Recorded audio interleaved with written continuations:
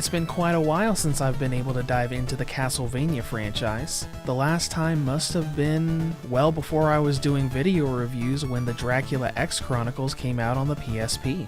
And what better way to reacquaint myself with the franchise than going back to the beginning? Packed with a handful of classic Vania games, here is my review of the Castlevania Anniversary Collection for the Nintendo Switch.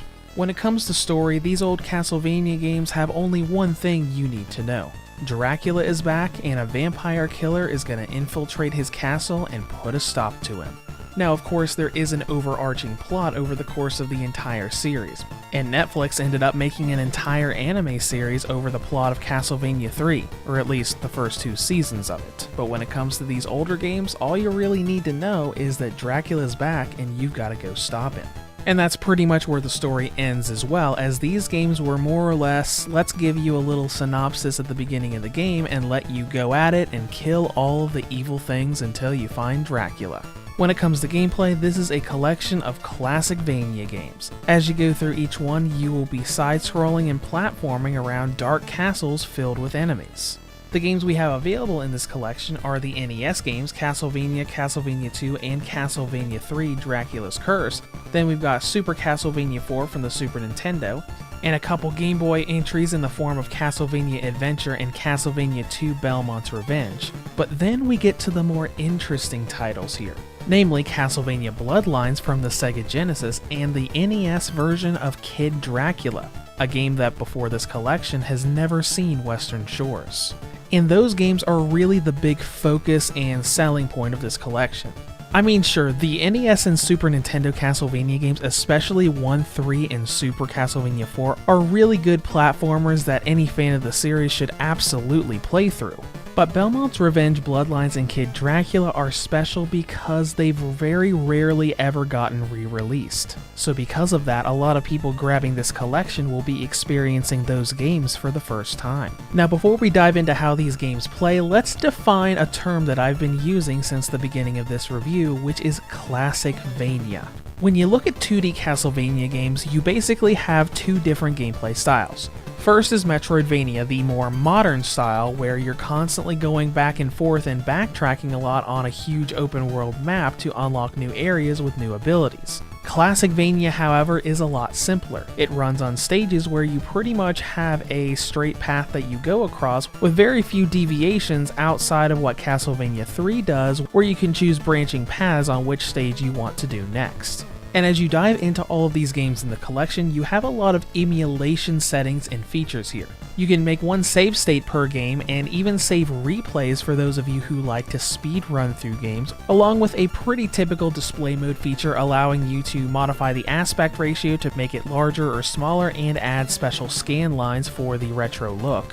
And once you're done messing with all the settings, you can actually dive into the games. Each of these games is a side-scrolling action game where you're navigating 2D areas and going up and down stairs trying to avoid traps and take down enemies as you navigate through each stage. In doing so, the more I played these games, the more I came to realize that classic Castlevania is pretty much the spirit of what Dark Souls has now become in modern gaming. Clunky controls and very difficult platforming and combat that feels unfair at first and requires you to take a step back, learn the patterns, and suddenly it becomes very easy. Something that the built-in save state feature is very good at helping you learn. But this very difficult nature of the gameplay also helps you see how the series has improved over the years. This is especially the case when you switch from the NES games to Super Castlevania 4. While many people criticize 4 for relying too heavily on gimmicks, it did improve the formula in the form of diagonal attacking, better mid-air movement, and the ability to duck fireballs, which was pretty unfairly stacked in the original games, because as you see here in Castlevania 1, you're crouched down and no matter what you do, the fireballs still hit you. Whereas here in Castlevania 4 and many later entries of the series, if you crouch down here, they won't hit you, and you have more of a fair chance when you hit the rooms with a lot of these enemies. Now, as all of these games come together, this collection does have a pretty fair amount of content. You've got 8 different games to go through that average between 2 and 4 hours apiece, so paying $20 for about 20 to 30 hours of content isn't bad at all. And now let's dive into controls and the lack of consistency across these 8 games. Whenever I would swap the games, I'd realize that the jumping and attacking buttons would not be the same. In Castlevania 1, you use B for attacking and A or Y for jumping, whereas in Super Castlevania 4, those are swapped. And even more confusing is swapping the sub-weapons between using the directional button and the attack button and using the trigger buttons. That's all I got for controls, so now let's dive into presentation. Visually, the games are pretty much the same as all of them were, for better or for worse. No matter what display setting or aspect ratio you set them to, you're still gonna have graphical glitches in the NES titles just like you did back in the day. And speaking of the aspect ratio options here, you've got a lot of different options, and as I said earlier, there is a full screen option. But I will admit that when you've got it in docked mode, full screen is pretty hard on the eyes, especially in the 16-bit games that had effects that weren't exactly easy on the eyes in the first place. Now, as far as performance goes, it's pretty okay for the most part, though I'll admit that Super Castlevania 4 has a few boss fights that have frame drops that I didn't notice in previous incarnations of the game.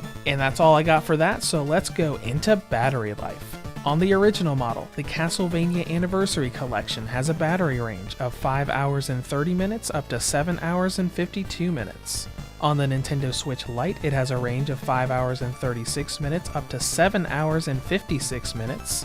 And on the V2 or Redbox 2019 model, it has a range of 7 hours and 11 minutes up to 10 hours and 7 minutes. In conclusion, Castlevania comes to the Switch in pretty decent form with some nice features for speedrunners. Now, the downside, some of these games have extra frame drops in certain areas, and the controls not being the same between games can be pretty confusing. But if you're a fan of Classicvania or just never got a chance to experience games like Kid Dracula or Belmont's Revenge, it's a nice little collection to grab. Reviews to Go rates the Castlevania Anniversary Collection for the Nintendo Switch a 7.5 out of 10. If you have any comments or questions, feel free to leave them below. Thanks for watching and have a great day.